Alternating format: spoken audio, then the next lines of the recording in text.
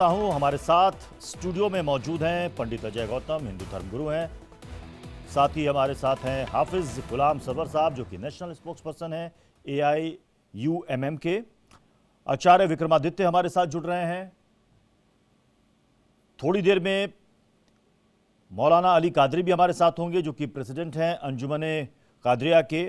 हाजी Nazim Khan spokes person है piece party के, वो भी इस वक्त आपको स्क्रीन पर दिख रहे हैं। अली कादरी साहब, चलिए अभी अली कादरी साहब थोड़ी देर में भी। साहब मेरी आवाज जा रही है आप तक? आ रही है सर। जी अली कादरी साहब, जरा बताइए, ये जो बाबा बागेश्वर कह रहे हैं कि हम तो मुसलमानों को भी जगाना चाहते हैं और अपील करना चाहते हैं कि वो भी हनुमान चालीसा पढ़ें। देखिए सर, ये बागेश्वर धाम का जो लड़का है, मैं समझता हूँ कि हमारे अपने मुल्क की अमन की फिजा को ये बिगाड़ना चाहता है। समझ रहे आप? हर धर्म का हर कोई जो है अपना जाप करता है। हिंदू है तो हनुमान चालीसा पढ़ेगा, मुसलमान है तो कुरान पढ़ेगा, नमाज पढ़ेगा। और अभी जैसा कि हमारे मुस्लिम पैनलिस्ट ने कहा कि मुसलमानों को अल्लाह की तरफ से किताब ऐसी मिली जिसके बाद अब कोई किताब पढ़ने की आवश्यकता नहीं है, क्योंकि माँ की गोद से लेकर खबर की गोद तक उस किताब में हर चीज है। तो हमें किसी और चीज के पढ़ने की जरूरत नहीं है। अब जहां तक के सवाल मुसलमानों के डर की बात है, तो हम ये स्पष्ट रूप से कहते हैं कि ये देश हमारा है। इस देश में किसी भी मुसलमान को जरूरत नहीं है। अब अगर कोई ये कहता है डराता है, तो कुछ हिंदू नेता ये भी बोले कि बहुत संख्यक हिंदू होने के बावजूद हिंदू है। तो साहब ये बातें सियासी है, बातों से जो है किसी का वाला नहीं है, नुकसान होने वाला है जी। तो चाहिए कि बागेश्वर के जो नए जो निकले हैं, इनके ऊपर ना हिंदू। अच्छा, मतलब आपको भी ये लग रहा है कादरी साहब, आपको भी लग रहा है कि इसके पीछे एक पॉलिटिकल एजेंडा काम कर रहा है? पोस्टर जो है वो पॉलिटिकल एजेंडे का काम कर रहा है। ये बात हिंदू सनातन भी बोल चुके हैं, हिंदू धर्म भी बोल चुके हैं।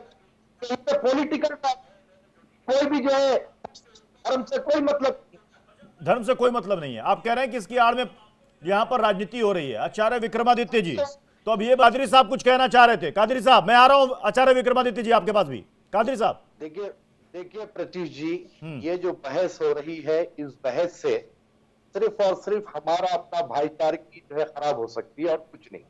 जहां तक के सवाल था बाबा बागेश्वर धाम, ये जो लड़का है उसकी उम्र काफी कम है, अभी तक ही नहीं है ना। लोग जो है कहां पर कैसी बात करना वो तक अंदाजा नहीं है। समझ रहा है? वो एक फिल्म एक्टर की तरह एंट्री मारते हैं। बहरहाल उनके ऊपर जाना नहीं है, लेकिन जो वो एक वातावरण बना रहे हैं और वो जो भय का माहौल पैदा करने की कोशिश कर रहे हैं, तो मैं कहूँगा इससे किसी का फायदा नहीं है। तो आप देखिए, अभी आपके चैनल पर UCC की भी बात हुई जी, तो मैं आपको ये कहना चाहता हूं सर कि UCC आर्टिकल 44 के तहत बात हो रही है और उसके अंदर आप एक को एग्जम्पशन देंगे, एक को नहीं देंगे, ऐसी तो कोई बात होने वाली नहीं है।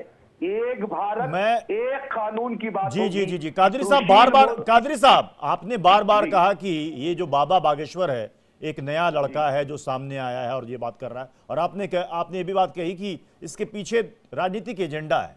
अब आप UCC का मतलब, अगर वो कहते हैं कि UCC का मतलब हिंदू राष्ट्र है, तो मैं यही आपसे जानना चाह रहा हूं कि अगर ये पॉलिटिकल एजेंडा है तो 25 साल के युवा जो कि किसी पार्टी से जुड़ा नहीं है, तो कौन है जो जिसके पास रिमोट है इस बाबा बागेश्वर का, जो रिमोट दबाकर इस लड़के से सब कुछ करवा रहा है? आपके मुताबिक बताइए कौन है जो रिमोट, जिसके पास रिमोट है, जो रिमोट का बटन दबा रहा है और बाबा बागेश्वर बार बार हिंदू राष्ट्र कर रहे हैं?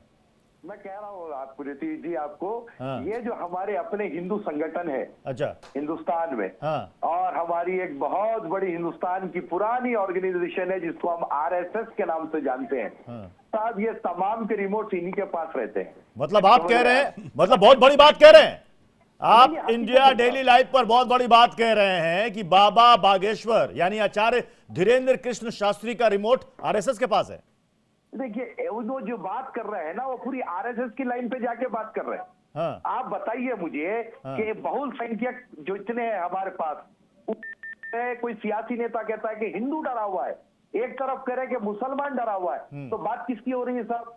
यहाँ पर हिंदू राजनीति भी अपनी चल रही है, मुस्लिम राजनीति भी अपनी चल रही है, लेकिन मेरे जैसे लोग, हमारे हिंदू धर्मगुरु आपके साथ जो बैठे हुए हैं ऐसे लोग, और हमारे गुलाम सरवर साहब बैठे हुए हैं, अगर ऐसे लोग मिल बैठकर आपके टेलीविजन के जरिए भारत में एक मैसेज देंगे कि भाई ये कुछ नहीं है, सब एक है, अपने अपने धर्म पर प्रैक्टिस करो, तो ये सारा फसल ठीक है। आचार्य विक्रमादित्य आपकी बात पर जी मुझे 30 सेकंड दीजिए। ठीक है, मैं ये कहना चाह रहा हूँ कि यूसीसी जो आजकल एक बर्निंग टॉपिक है सर, तो मैं ये कहना चाह रहा हूँ कि यूसीसी को जिस हिसाब से लिया जा रहा है, और कुछ बातें सुशील मोदी साहब की जानिब से कहा गया कि फला फला को एग्जेम्पशन दिया जाएगा, तो ये बात बड़ी क्लियर है। अगर आप आर्टिकल 44 की बात कर रहे हैं तो ना ट्राइबल, ना सिख, ना किसी को एग्जेम्पशन नहीं दे सकते। वन इंडिया वन लॉ की अगर बात करना है तो फिर किसी को एग्जेम्पशन नहीं दिया जा सकता। और कॉमन सिविल कोड को आप कतई तौर पर राम राज्य या हिंदू राष्ट्र की तरफ मत सोचिए, ये कॉन्स्टिट्यूशन के तहत ये बात होगी। ठीक है। आचार्य विक्रमा, देखिए प्रतीक जी, हर धर्म के कुछ ना कुछ नियम होते हैं और नियमों पर ही धर्म टिका होता है। अब हमारे आचार्य जी कह रहे हैं कि जो है हनुमान चालीसा पढ़वाई जा रही है, कलमा नहीं पढ़ाया जा रहा है। लेकिन साहब हनुमान चालीसा का ट्रांसलेशन तो मैं जानता नहीं, लेकिन जब हमारे हिंदू भाई हनुमान चालीसा पढ़ते हैं तो यकीनी बात है उसमें हनुमान जी का नाम होता है और उनसे किसी किस्म की मदद या हेल्प मांगी जाती होगी या कुछ भी उसमें होगा, मैं वाकिफ नहीं हूं। तो इस्लाम के नुक्ते नजर से सिवाय अल्लाह के ना किसी से मांगा जाता है, ना किसी से मदद तलब की जाती है, समझ रहे हैं? तो अब रहा सवाल कि हनुमान चालीसा हो या और कोई भी श्लोक हो जो उसके अंदर अल्लाह से हटकर किसी की बात हो, तो ये इस्लाम के प्रैक्टिस से हटकर होगी बात।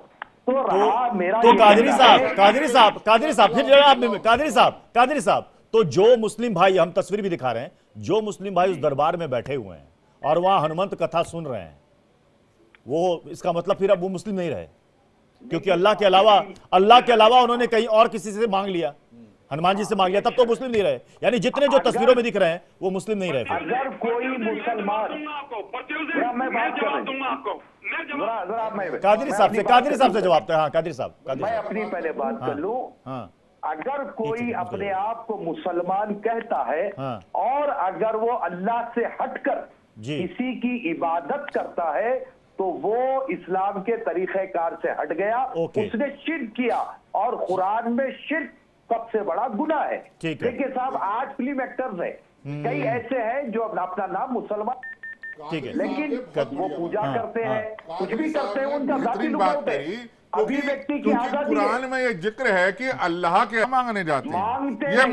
अरे क्या बात कर रहे हो, ये मन्नत के धागे बांध, ये मन्नत की चादर चढ़ानी, ये वहां पर अजमेर शरीफ के अंदर जाके वहां पर मन्नत मांगनी, क्या बात सर कादरी साहब, ऐसे ये हिपोक्रेसी ठीक नहीं है। ये कम से कम आप बड़े आलिम दीन है, आप ऐसी बात मत बोलिए कि कितने लोग जाते हैं, ये सब मन्नतों के लिए जाते हैं। मन्नत करना, मांगना, ये कौन सा किस तरीके का, पूछिए इनसे, पूछिए कि मैं गलत कह रहा हूं, बताइए।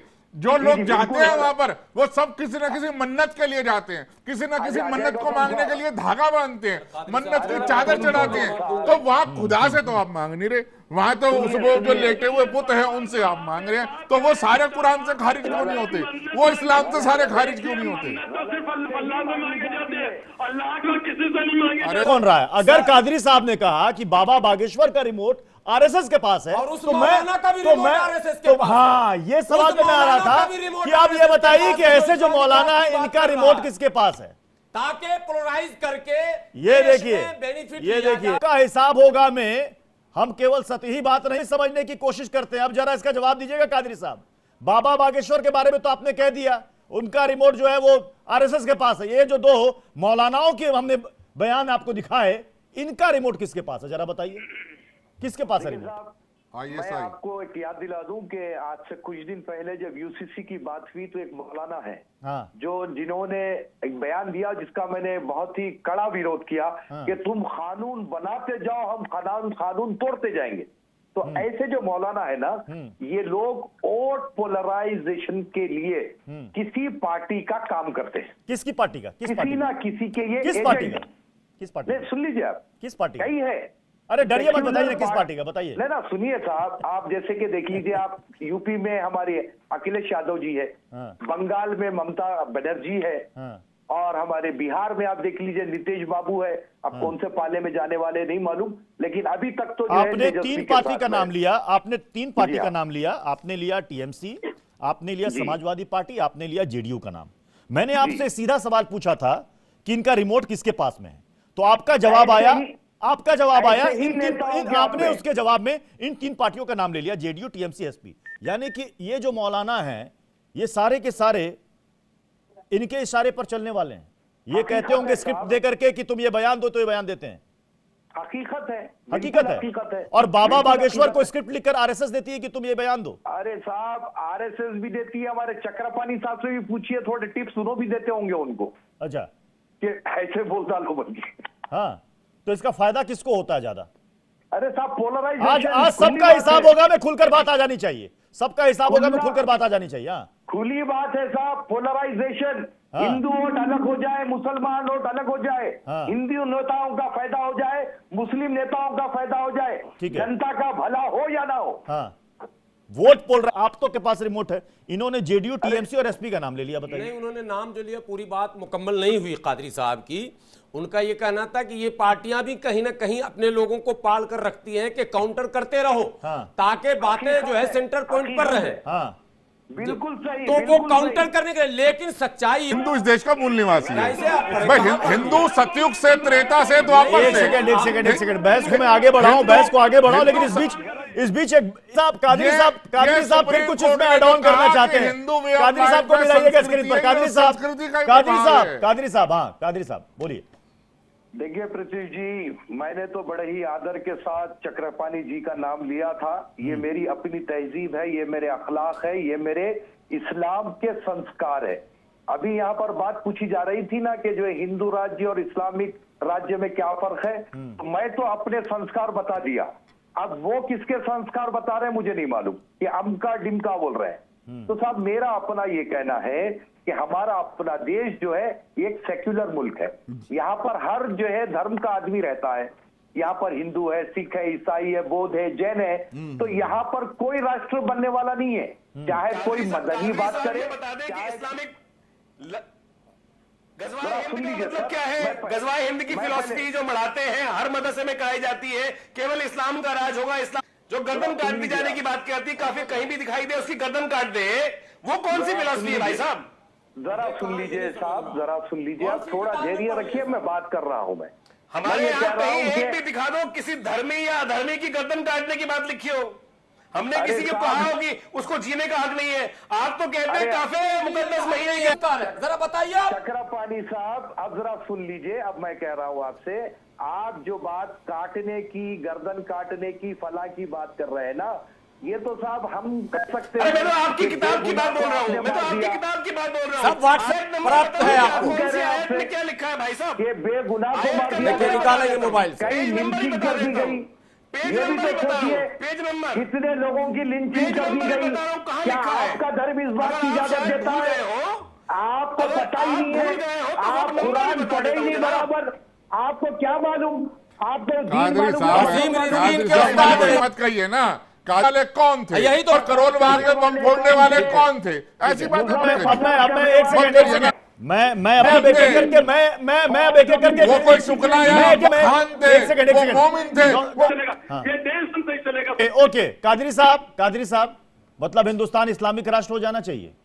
नहीं प्रीति जी, क्यों होना चाहिए? क्यों होना चाहिए? ना नहीं हिंदू, होना चाहिए। क्यों ठीक हिंदू है, राष्ट्र होगा, बिल्कुल। ना ये इस्लामिक तीन राष्ट्र राय, होगा। अभी हमारे पैनलिस्ट में एक सेकंड नहीं, लोग देख रहे हैं, दर्शक देख रहे हैं। और हाँ या ना? मूल चाहिए, निवासी होने, हिंदू राष्ट्र मेरा धार्मिक और संवैधानिक अच्छा चाहिए, आपको चाहिए। जी चाहिए। कादरी जी, कुछ नहीं किया। कादरी जी, कादरी जी, कादरी जी, हाँ, कादरी जी, मुझे कादरी जी, मानवता कमेंट। की सेवा कादरी जी के कमेंट, लिए, कादरी जी कमेंट। मानवता को बचाने जल्दी के से, लिए। जल्दी से कादरी जी, सामने जो सवाल किया बड़ा इम्पोर्टेंट। कादरी जी, कादरी जी, उसका जवाब अजय नहीं दे पा रहे, अजय नहीं दे पा रहे। ये देखिए कमाल की बात, संविधान का खुलेआम धज्जियां उड़ा रहे हैं, मगर जवाब नहीं। कादरी जी, एक सेकंड, हमसे हाजिम भाई, एक सेकंड, कादरी जी, भाई, मैं कमेंट, तो कमेंट जल्दी से, मानवता को- कादरी जी कमेंट। एक देखिए, सेकंड। गौतम साहब कह रहे हैं कि शरिया लॉ।